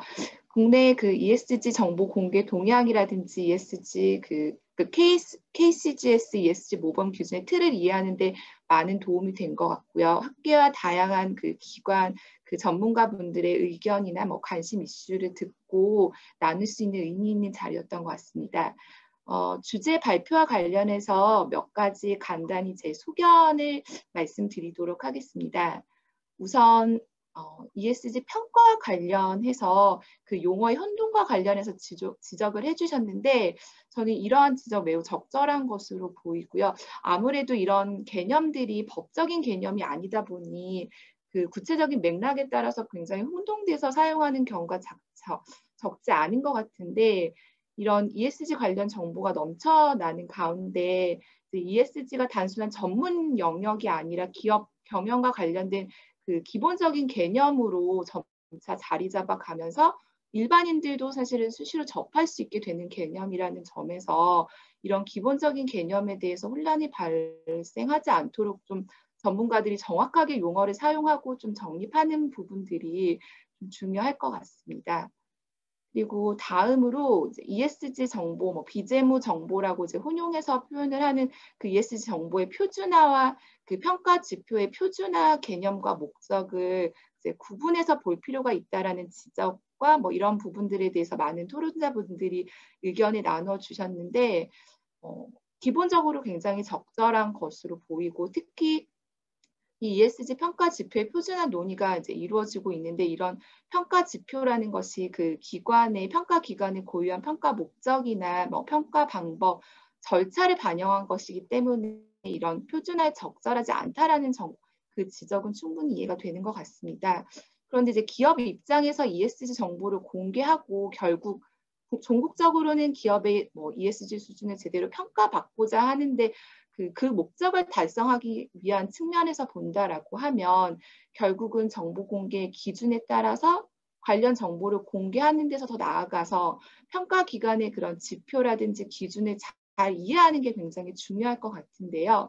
이런 점에서 그 평가 지표의 표준화라는 의미가 만약에 각 기관의 그 고유의 평가 목적이나 방법론을 통일화하자라는 논의라면 당연히 이제 적절하지 않은 측면이 있는데 결국은 이제 상세한 그 정보 공개 가이던스를 제공함으로써 기업이 ESG 정보를 공개하고 또 보고 체계를 마련하는 데 도움을 주고 투자 측면에서도 ESG 정보를 파악하는 데 용이하도록 하는 그런 필요성이 있다라고 하는 그런 맥락에서 생각을 해본다라고 하면 그 국내의 많은 평가 기관들의 그 평가 지표들을 각 기업과 투자자들이 개별적으로 비교 분석해서 모두 거기에 맞게 대응을 한다는 게 굉장히 어려움이 있을 수 있기 때문에 그 참고할 수 있는 이름의 기준을 제시한다라고 하는 측면에서 본다라고 하면 어느 정도 의미가 있지 않을까라는 생각을 해보았습니다.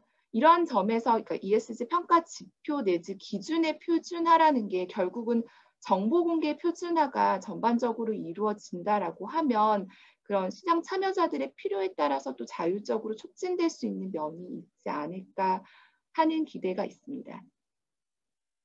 그리고 다음으로 그 지표 표준화와 관련해서 국제 회계 표준이 IFRS가 제정한 그 ISB가 그 SSB 출범을 통해서 진행하고 있는 ESG 지표의 표준화, 즉 그 새로운 ESG 회계 기준 제정 추진과 관련해서 한국 기업들도 결국은 IFRS를 따라서 재무제표를 작성하고 있기 때문에 이 IASB의 그 ESG 회계 표준이 제정이 되면 이를 따라가는 방향으로 갈 것이라는 전망이 있는데 결국 ESG 정보라는 게 비재무적 정보라고도 이제 표현을 하면서 그 ESG 경영에 대한 성과에 대해서 결국은 정량화가 쉽지 않다고 보는 게 일반적인 이해이지만 또 한편으로는 그 비재무적인 분야에서 이제 ESG 요소를 결국은 재무적 성과 연계해서 보고할 수 있는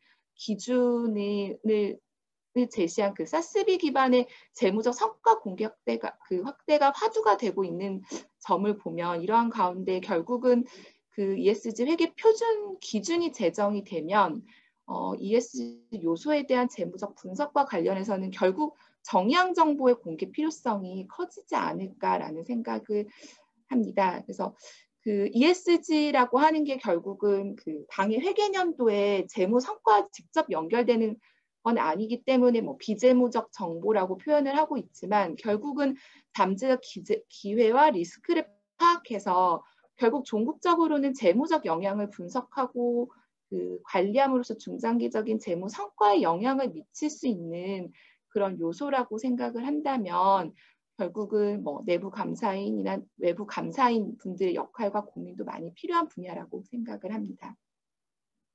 마지막으로 지금 많은 분들이 또 추가적으로도 의견 나눠주셨고 한 부분인데 ESG 공시 기준 표준화와 맞물려서 결국은 기업이 생성한 정보의 그 정확성, 신뢰성을 검증, 인증하는 절차가 필요하다는 주장이 있고 이런 주장의 그런 연장선에서 결국은 이런 검증, 인증의 방법론이라든지 누가 주체가 돼서 이러한 평가를 진행할 수 있을지에 대한 고민이 지속적으로 있는데 이런 부분들은 결국 지속적으로 다양한 의견을 나누어 볼 필요가 있는 분야라고 생각을 합니다. 개인적으로 당연히 이제 이런 절차가 필요하다라는 생각은 드는데 결국 현재는 공시 내용에 대한 검증 절차에 관한 규정이나 규제가 없기 때문에 이런 그 평가와 관련해서는 지속가능 경영 보고서의 그런 그 평가와 관련해서 그 정보의 평가와 관련해서는 그 회계법인을 포함한 여러 기관이 경쟁하고 있는 상황으로 이해를 하고 있습니다. 그런데 예를 들어서 보면 온실가스 배출권 그 할당 거래에 관한 법률에서 그 탄소 배출량 명세서를 검증하는 제도를 만들고 그 검증 사업자에 대해서 인적 물적 요건을 마련하고 지정 제도를 둔 것처럼 결국 향후에는 유사한 규제 체계가 ESG 공시 제도에도 마련될 가능성이 있지 않을까라는 생각이 들고 이런 결국은 제도적인 그 도입 과정에서 그런 학계와 그 업계의 다양한 의견들이 나누어질 필요가 있는 분야라는 생각을 해보았습니다. 이상 주제 발표에 대한 소견을 말씀드렸습니다. 감사합니다. 예, 김 변호사님 감사합니다. 사실은 우리 변호사님이시니까 얘기를 법률적인 그 위법, 준법 차원에서 컴플라이언스만 얘기하실 줄 알았는데 아주 회계 쪽에도 굉장히 그 돌아가는 동향을 잘 파악하고 계시네요.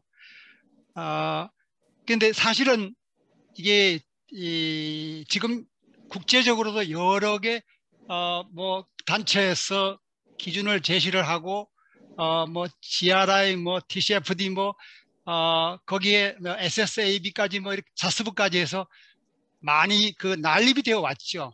근데 여기에 이거 가지고 너무 현실이 그동안에 10년, 20년 전부터 이 ESG 정보를 그 공개는 하고 있지만 지금 내용이 겉돌고 혼란스럽기만 하다. 이런 그 결론에 도달한 것 같아요. 국제적으로도. 그래서 지금 현재 그나마 믿을 수 있는 게 그 재무보고와 관련된 IASB 여기에서 나오는 IFRS를 현실적으로 많이 신뢰하니까 이제는 다른 기관 다 이제 떠나라. 이제 IASB에다가 부탁을 한 것 같아요.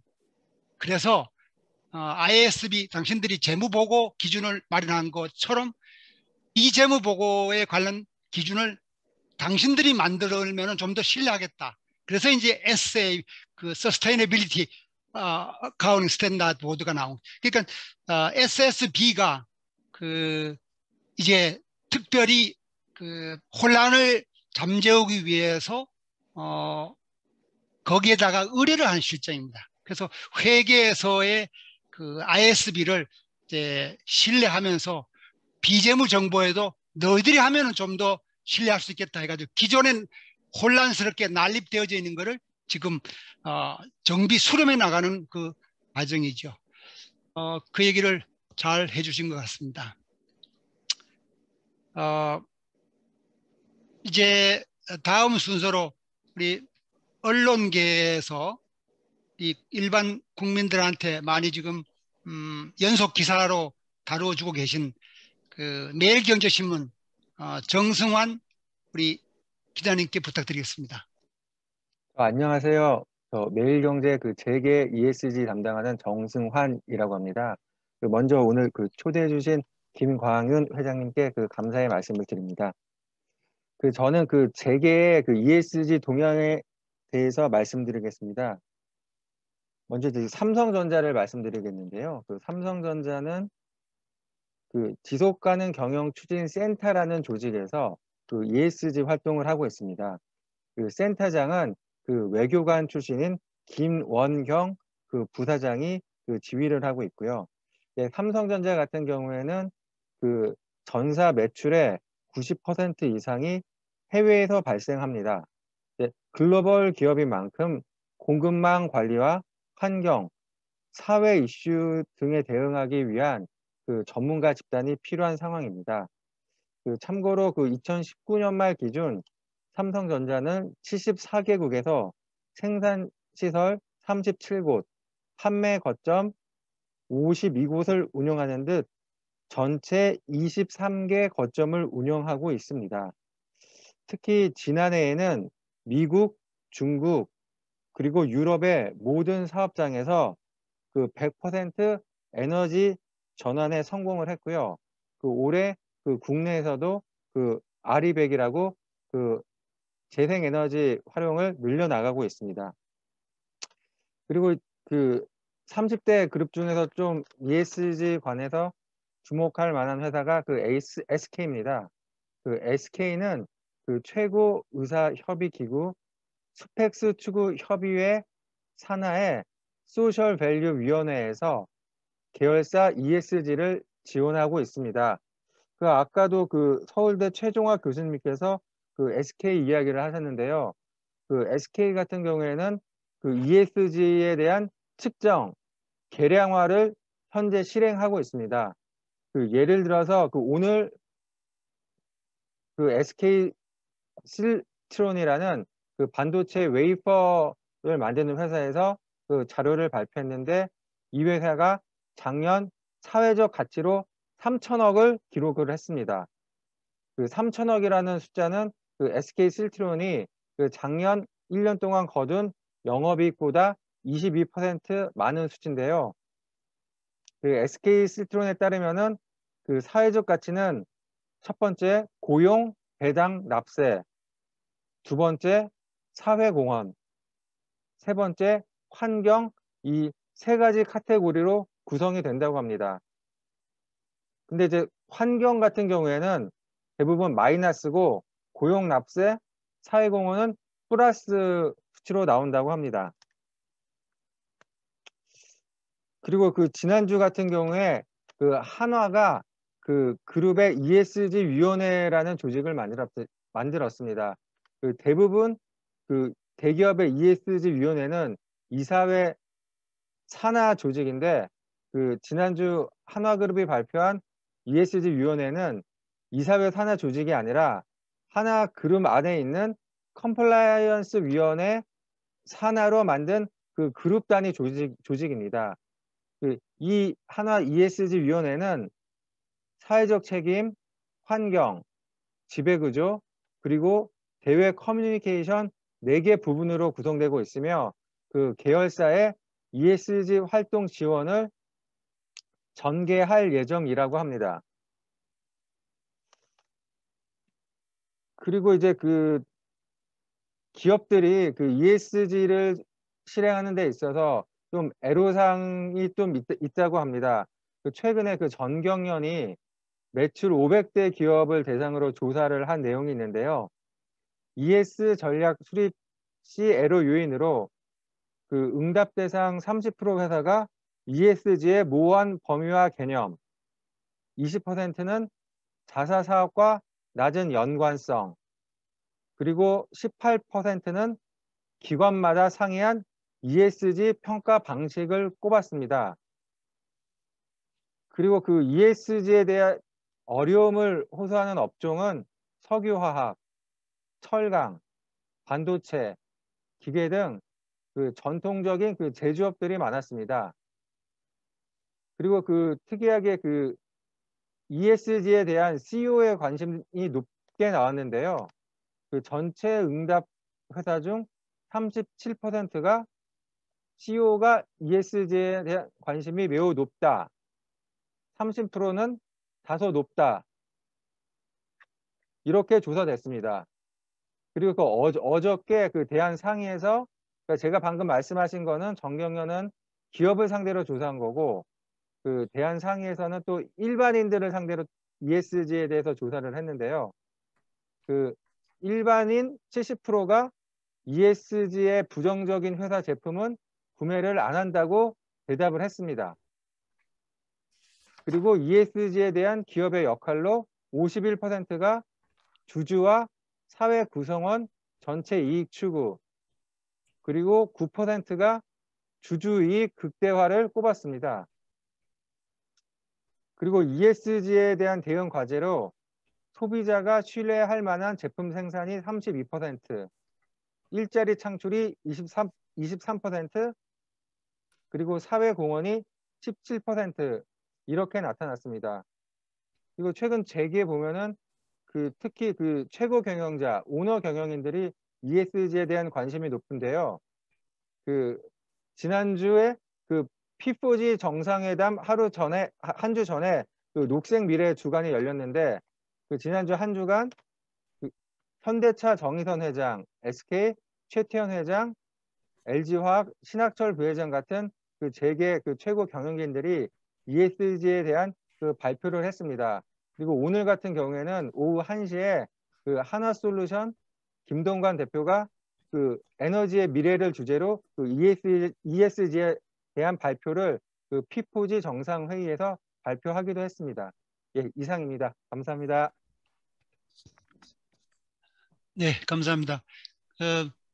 지금 정승환 기자님께서는 이제 자료에 나와 있지 않은 걸로 지금 자료는 ESG 경영을 재계 어떻게 받아들이고 있느냐 하는 그런 걸로 해서 재계 단체까지 포함해서 얘기를 소개를 해주고 계시는데 최근 서베이 결과까지 또 어저께 오늘 이렇게 하고 있는 P4G 정상회의까지 해서 서베이 결과를 소개해 주셨습니다. 이제 마지막 순서로 우리 박재훈 정부의 주무부처에 지금 계시는 공정시장 박재훈 과장님을 모시기로 하겠습니다. 네, 말씀해 주시죠. 네, 안녕하세요. 금융위원회 박재훈 과장입니다. 먼저 이렇게 중요한 주제로 이렇게 토론회를 만들어 주셔서 되게 감사하고요.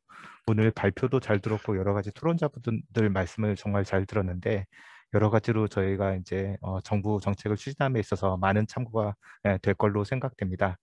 제가 일단 먼저 이제 정부 쪽에서 돌아가는 얘기 간단하게 몇 가지만 말씀드리자면 잘 아시다시피 저희가 ESG나 기후 변화에 대한 대응 그러한 관련된 어떤 것에 대해서는 정부가 다양한 어떤 노력을 열심히 하고 있습니다. 작년 말에 이제 탄소 중립 선언을 하면서 관계 부처 합동으로 이제 탄소 중립 추진 전략도 마련을 하였고, 금융위 차원에서는 녹색 금융 활성화 방안을 마련해서 추진하고 있고요. 또 이제 또 공식 쪽에서 보면 다 아시다시피 이제 지속 가능 경영 보고서라든지 기업 지배 구조 보고서 단계적 의무화 방안도 이제 발표한 바가 있습니다. 그리고 기사에도 났지만 지난 주말에 이제 P4G 행사도 개최했고, 대통령께서 이제 기후변화 협약총회 다음번에 한국에서 유치하는 것도 이제 추진해 보겠다 이런 말씀도 하셨습니다. 이렇듯이 이제 정부는 요 관련된 어떤 제반된 노력에 대해서 의지도 확고하고 필요한 노력을 이제 열심히 하려는 그런 게 굉장히 강한 상태고요. 또한 이제 공시 관련해서 또 이제 국회 쪽에서도 여러 가지 논의가 있습니다. 어떤 이제 ESG 또 사회적 책임 관련된 어떤 공시 내용을 사업 보고서 등에 이제 의무적으로 규제하는 법안들이 다양하게 이제 발의가 이제 된 바가 있고요. 근데 아직 구체적으로 이렇게 다양한 논의가 있어갖고 통과되지는 않았는데 계속 논의는 있는 중입니다.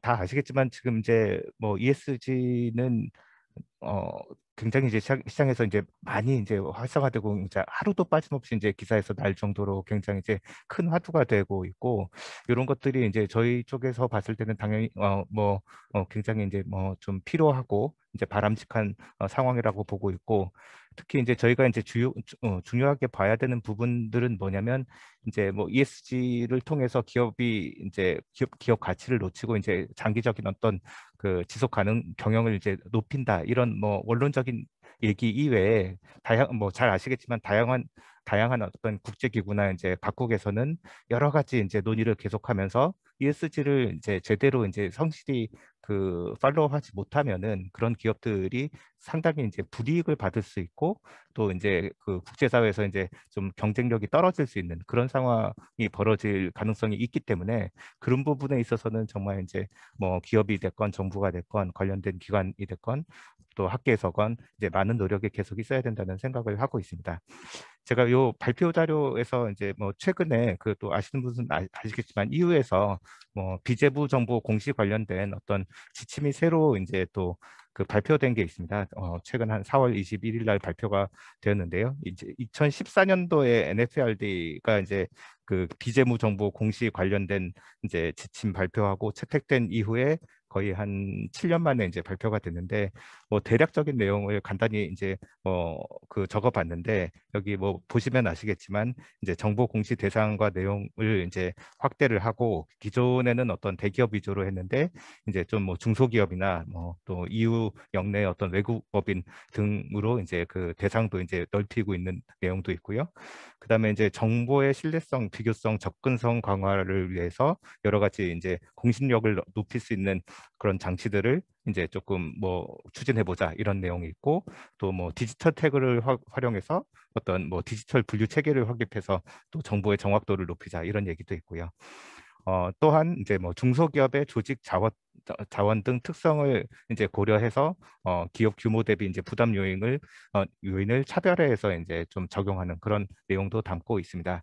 그래서 제가 이제 이런 내용들을 이제 말씀드리는 이유는 어쨌든 뭐 다양한 논의가 있는데 이제 국제 논의에 계속 이제 저희가 이제 충실히 이제 좀 상황을 체크할 필요가 있다는 거하고 이게 뭐 잘 아시겠지만 특히 이제 유럽 위주로 이제 ESG 관련된 논의가 좀 굉장히 이제 활성화되었고 기타 이제 미국이나 뭐 기타 나라에서도 좀 적극적으로 이제 좀 많이 바뀌고 있는 그런 상황인데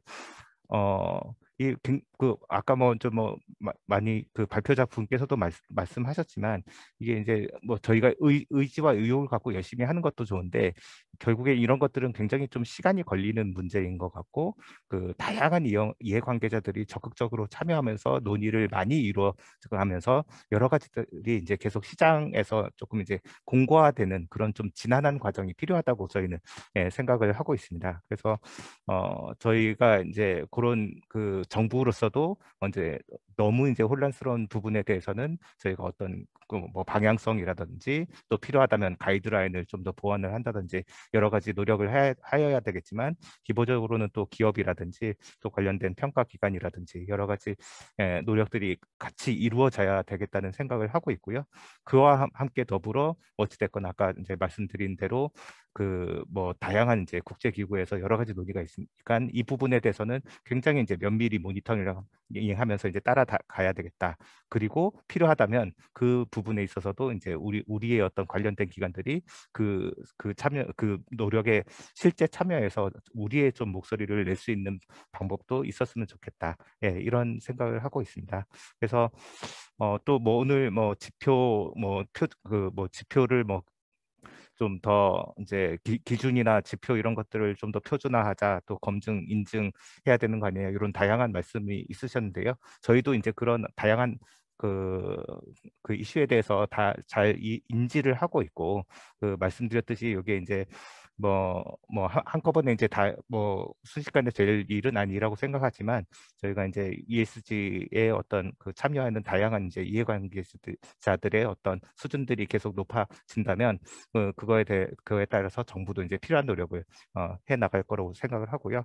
또 아까 이제 저희가 이제 그 지속 가능 보고서 좀 그 의무화 일정이 너무 느슨한 거 아니냐 이런 얘기들 저희도 계속 듣고 있는데 저희가 지금 이제 실무자라서 제가 확정적으로 말씀드릴 수는 없지만 저희가 이제 일단 기본적인 어떤 목표치를 잡은 거고 그게 만고불변의 진리로 이제 된 것은 아닐 것 같고 어떤 시장의 성숙도라든지 그 관련된 어떤 기업이 충실히 이제 할 수 있는 그런 여건이 된다면은 그런 것들도 이제 봐서 할 수 있는 것 같고 유연하게 이제 적용을 할 수 있다고 생각을 하고 그런 것들은 이제 상황을 봐서 판단을 하면 되는 문제인 것 같고 문제는 이제 저희가 이제 그 의무화 일정을 그렇게 잡았다고 하더라도 그게 뭐 굉장히 한 것 같지도 않지만 어쨌든 필요한 거는 저희가 이제 그거를 이행하기 위한 노력을 하나하나 계속 이제 열심히 해나가는 게 중요한 것 같고, 이제 뭐 언제 누가 의무화 된다는 게 중요한 게 아니라 이제 이 ESG에 관련된 기업들이 이제 그런 공시에 충실할 수 있고 그 어떤 이행을 이제 할 수 있는 여건을 만들고 이제 기업들이 할 수 있게끔 노력하는 게 중요하니까, 그런 노력은 이제 당연히 해 나가는 거니까, 예, 그렇게 이해하시면 될 것 같습니다. 오늘 여러 가지 논의 잘 들었고요. 예, 정말 좋은 시간이었던 것 같습니다. 네, 감사합니다. 네, 박 과장님, 감사합니다. 막상 우리 정부에서도 지금 잘 기대를 하면서 대처를 하고 계신 것 같습니다만, 다만 이제 그 토론을 이제 다 마쳤으니까, 지정 토론을 마쳤으니까 이제 여기 그 토론된 내용을 답변 이제 발제자께서 이제 답변을 해 주시게 되겠는데요. 그 전에 이제 이것도 포함을 시켰으면 좋겠습니다. 제가 이제 ESG와 관련해서 뭐 그동안 이제 학자 입장에서, 회계학 교수 입장에서 환경 회계부터 시작해서 저희들 오래전부터 이 문제를 봐왔습니다.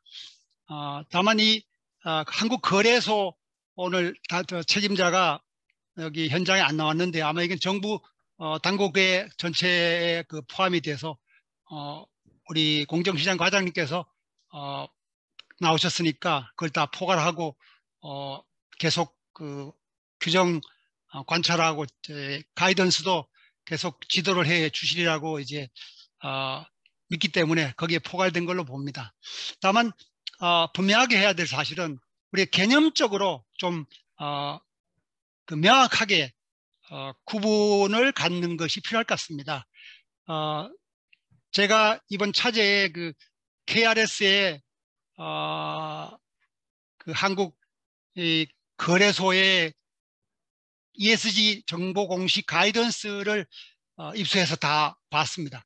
근데 굉장히 산만하다 하는 느낌을 받았거든요.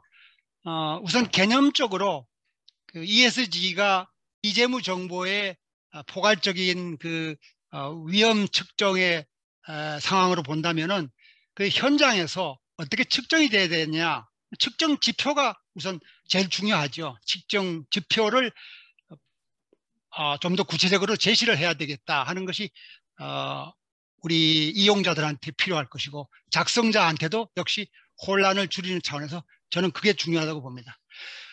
그 다음에 두 번째는 이제 측정 다음에, 매저 다음에 이제 인증이 이제 될 텐데, 그 인증은 우리가 감사에 준하는 거 아니겠습니까? 그러니까 현장에서의 ESG, 앞에 최정학 교수님이 서두에서 문제 제기를 하셨습니다만, 실제 ESG가 이루어지는 거하고 거기에 보고 공시에 또 잘 이루어지는 거하고 별개의 문제가 될 수 있다. 그렇게 돼서는 안 되겠죠. 그래서 사실대로 측정이 잘하고 있으면 잘하고 있는 대로, 못하면 못한 대로 해서 측정이 이루어지도록 거기에 분식이 없어야 되겠다. 쉽게 말하면 그거죠. 그래서 이 인증 업무가 제대로 이루어져야 되겠다. 그게 두 번째 이제 상황이고요. 그리고 마지막 세 번째가 평가 개념이죠. 이것도 이제 뭐 등급을 뭐 5등급을 하든지 7등급을 하든지, 지금 KCSG가 지금 7등급으로 하고 있는 것 같은데, 또 뭐 서스 인베스트가 우리 국내에서 또 7등급을 하고 있는 것 같아요. 두 기관 차이가 얼마나 되는지 저는 그것도 우리 질문 사항으로 우리 김지성 팀장님께 부탁드리고 싶은데, 국내 기관 두 기관이 어떻게 차이가 나느냐, ESG 평가에 대해서. 그래서 이 평가는 앞에 인증과 측정을 제대로 되어졌느냐 하는 것을 종합적으로 이제 등급화로 나타내는 것 같습니다. 그러니까 외부 감사가 따로 있고, 우리 재무보고에 거기에 뭐 한심평이든가 뭐 나이스든지 평가를 이제 또 등급으로 하지 않습니까? 그래서 개념상으로 우리가 분명하게 해야 될 것은 측정과 그 다음에 두 번째 인증, 그리고 세 번째 평가, 이렇게 구분을 분명하게 해두는 것이 필요하겠다, 그런 얘기고, 더불어서 조금 전에 이제 그 과장님 말씀하셨는데, 지금 시기적으로 이게 좀 우리나라가 좀 느슨하지 않느냐, 예, 그런 얘기가 나오고 있습니다. 그런데 김진성 팀장님이 보고를 해주셨지만 슬라이드 12번에 보면은 그 자료가 연도 구분이 또 25년, 뭐 30년 이렇게 해가지고 길게 우리가 그 여유를 줬는데 제대로 작성하는데 시간이 좀 들어가겠다고 이제 보신 것 같아요. 그러나 유감스럽게도 거기에 연도가 구분이 중첩이 되어 있어요. 25년이 1단계 도 되고 이제 자율성이 있는 부분이고요. 2단계 의무화 단계에도 25년이 또 붙어서 해가지고 30년 이렇게 하고 있어요. 그래서 그 다음에 30년이 또 중복이 또 되고 있습니다. 이것은 읽어보는 사람으로 하여금 이게 한국거래소가 도대체 어떻게 하겠다는 거냐, 이 연도 구분도 제대로 지금 그 명확하게 구분이 안 되고 25년, 26년이냐 25년이냐 그 연도 중첩의 문제도 읽는 사람으로 하여금 이게 분명한 개념이 아니구나, 진행을 하겠다는 거냐, 제대로 그 추진을 하겠다는 거냐 말하겠다는 거냐, 이런 의문이 들더라고요. 근데 지금 탄소 중립 2050년 한다고 지금 정치권에서 말은 합니다만은 그걸 위해서 우리가 해야 되는 탈원전의 그 정책 수정 같은 이런 문제도 마찬가지로 제대로 2050년에 과연 할 수 있느냐, 말로만 한다고 이렇게 얘기를 할 게 아니라 제대로 그 한다고 하는 의지를 다 같이 공감성 있게 불러 일으켜야 될 것이 아니냐, 의문을 갖는 거하고 마찬가지입니다. 그래서 그 ESG를 추진을 제대로 하는 면에서 해야 되는 문제. 그리고 한 가지 더 그 문제가 있더군요. 지금 한국거래소의 ESG 공시 가이던스는 미안하지만 ESG가 다가 아니더라고요. 발표한 우리 그 발제자께서 말씀하셨지만 거기에서 지배구조는 빠져 있습니다. 그러니까 E와 S만 지금 얘기를 하고 있는 거예요. 그런데 포장은 ESG 정보공시 가이던스예요.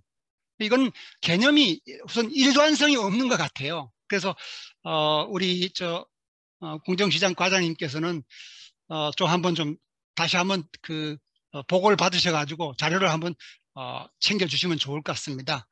말로는 ESG 정보공개 가이던스라고 그러는데 거기는 지배구조 보고서가 이제 따로 있기 때문에 그런 것 같아요. 그래서 제가 이유는 알지만 그러면 ESG라고 하는 말을 만약에 쓴다고 치면은 그러면 지배구조 보고서를 지속 가능성 보고서하고 두 개가 병립되어 오던 것을 그러면 같이 합치든가 그래야 진정한 ESG 정보 공개 가이던스가 될 텐데 막상 그 큰 제목은 ESG로 하고 기존의 그 지배구조 보고서는 따로 있다는 전제하에서 E와 S만 가지고서 작성을 해놓으니까 거기에 뭐 부록에다가는 또 ESG 3개를 전부 다 인용을 했더라고요. 국제 기구의 것은 전부 다 공개를 하고, 그러니까 이게 도대체 규정한 것은 2개만 했는데 참고한 것은 3개 다를 참고를 해가지고 국제 기구들을 하니까 혼란스럽게 느껴졌습니다. 하여튼 뭐 다 우리 전문가분들께서 다 알고 계시는 바와 같이 굉장히 ESG에 대한 그 필요성 얘기는 20년, 30년 전부터 사실은 얘기가 나왔던 거죠. 이게 처음 나온 건 아닌데 그동안에 세월이 흘러갔음에도 불구하고 현실적으로 겉돌게끔 되어 있죠. 중요한 이유 그 여러 가지 있겠습니다만 그중에 인증하는 것도 그 두 번째 인증하는 그 역할도 그 가격이 싼 곳으로만 하다가 보니까 이제 감사 그 인한테 하는 것보다는 가격이 싼 다른 일반 기관들한테 컨설팅 기관들한테 많이 받고 그렇게 인증을 받은 것은 그럼 누구도 믿어주지 않는다. 이렇게 되다 보니까 ESG 정보가 계속 겉돌아온 것 같습니다. 그래서 최근에는 국제기구에서도 그 점을 인식해 가지고 이제 너희들 다 전부 다 안 되겠다. 그래서 이제 그나마 국제 회계 기준을 만들던 니들이 한번 만들어 봐라. 이렇게 해가지고 ISB에서 지금 재무정보뿐만 아니라 비재무정보도 다루게끔 된 것처럼 말이죠. 우리도 국내에서도 좀 그런 면에서 새롭게 인식을 하고 대처를 해야 될 것 같습니다. 그런 대응 전략이 있는 것 같고요. 그런 면에서 그 과제 문제도 같이 생기는 것 같습니다. 그래서 지금 우리 팀장님 발제하신 입장에서 대응 전략 얘기해 주셨는데 과제 문제도 이제 같이 얘기를 하실 수 있게 되겠죠. 답변을 부탁드리겠습니다. 네, 회장님이 뭐 정리를 잘 해주셔서 제가 그냥 몇 가지 덧붙이면 일단은 뭐 토론 해주시는 분들 말씀 잘 들었고 또 저희 모범 기준이나 아니면 저희 원의 지향점에 대해서도 충분히 참고하도록 하겠습니다. 특히나 이제 ESG 평가가 좀 더 본질적인 부분에 대한 평가가 필요하다라는 이제 지적은 저희도 이제 새기고 있고 저희도 이제 이번 모범 기준 개정을 계기로 내년 이제 평가 모형 개정을 하면서 지금 좀 더 본질적인 부분을 평가할 수 있도록 저희도 조금 노력해 보겠습니다.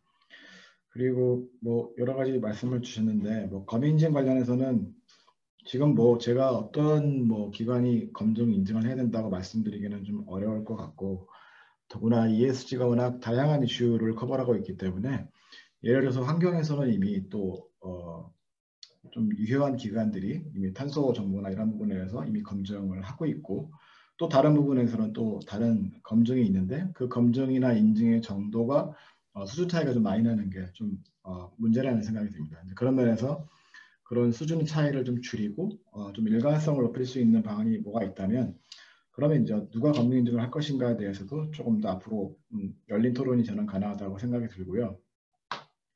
그리고 이제 한국거래소에서 발표해준 계획 자체에 대해서는 저는 이제 당연히 이제 거래소는 당연히 상장기업 출신이기 때문에 상장기업에 대해서 계획을 발표하는 것은 저는 좋다고 생각하는데 다만 이제 이걸 좀 넓게 보면 EU의 NFRD도 그렇고 이것을 그냥 상장기업으로 국한시킬 것이 아니라 조금 비상장 기업에서도 유효한 기업들에 대해서는 ESG 정보를 좀 공개하도록 하는 게 어떨까 하는 생각이 듭니다.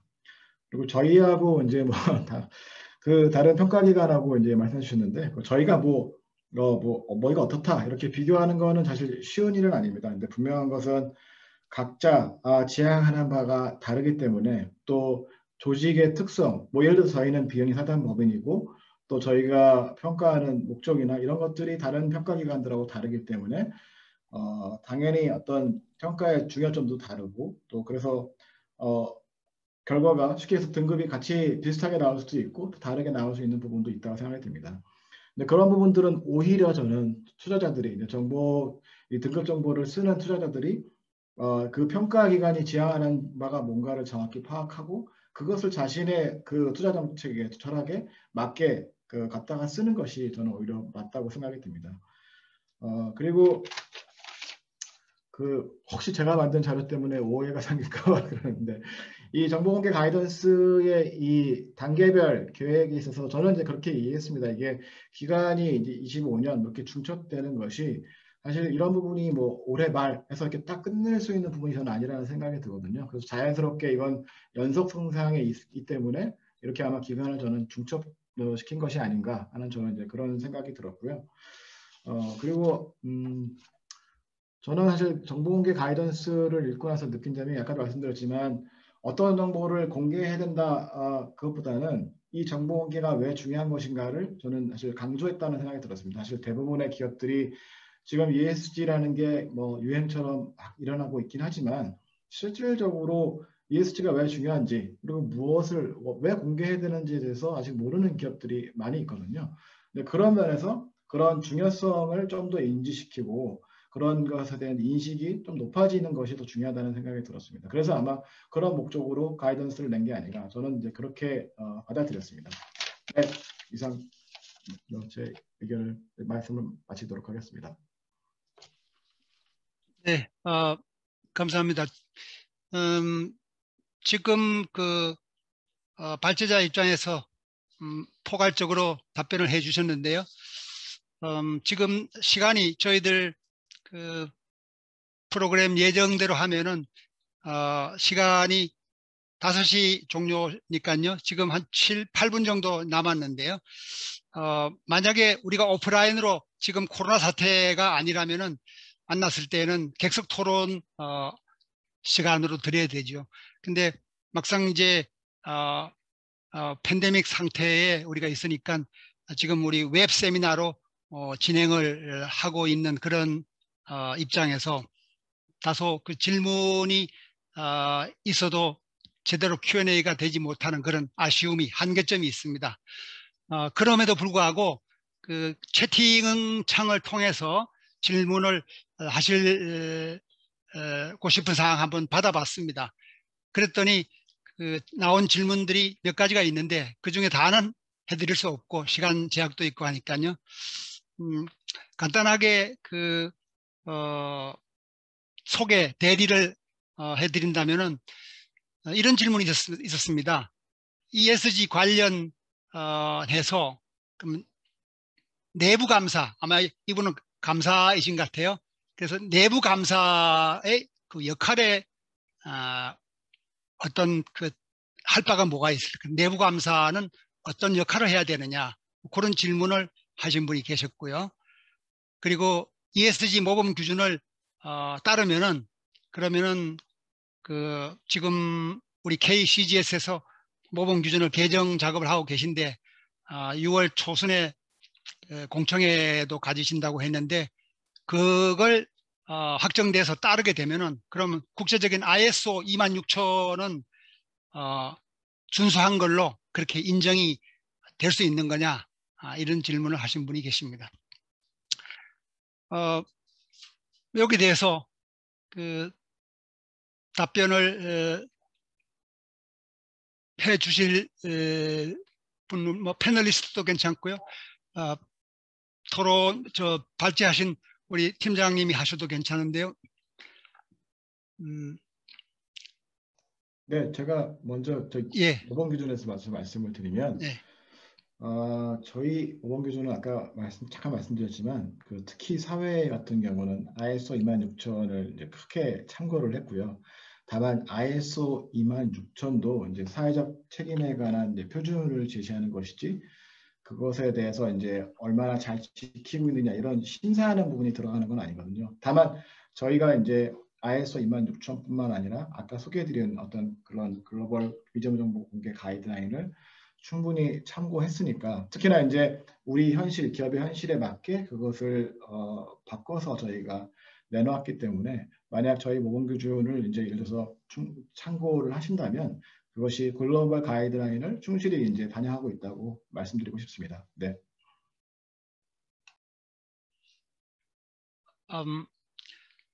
그 ESG 관련 그 말씀 좋으시고요.